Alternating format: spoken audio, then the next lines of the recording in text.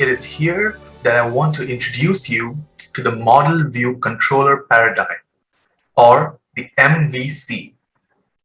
This is an extremely important concept to know, especially for programmers. But what is it? Jay, do you know? Wait, I know this one. It's a code organization principle where you separate the code section based on the common functions and things they do. So doesn't that mean HTML, CSS, JavaScript? So your entire section is focused around that concept of separating functionalities for easier access? Whoa. Hold your brakes, Jay. Yes, you are right. But we will come to why that is. So in short, MVC splits your app's core functions into their own neatly organized boxes. This makes thinking of your application, revisiting your application, and sharing your application with others much easier and cleaner. An analogy will make this much easier to understand. It's kind of like how you make Thanksgiving dinner.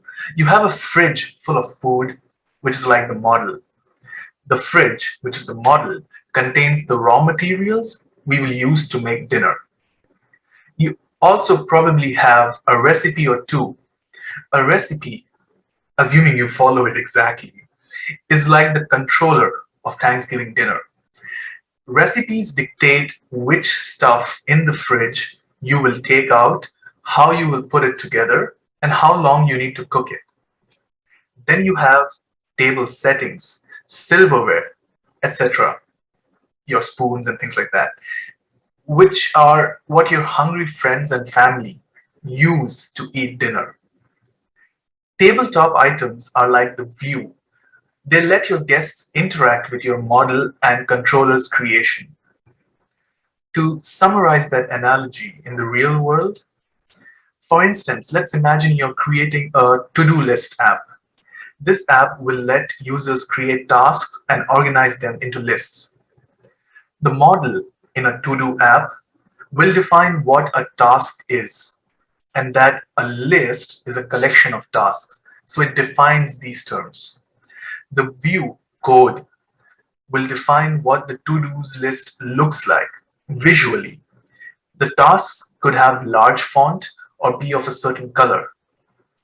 Finally, the controller could define how a user adds a task or marks another task as complete.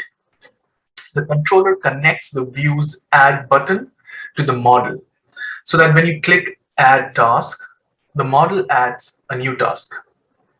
Now coming back to what Jay said, we can look at HTML, CSS, and JavaScript in the exact same manner. HTML lets you organize the structure of your web page, where all the items are, what item is a table, what item is a button, and things like that.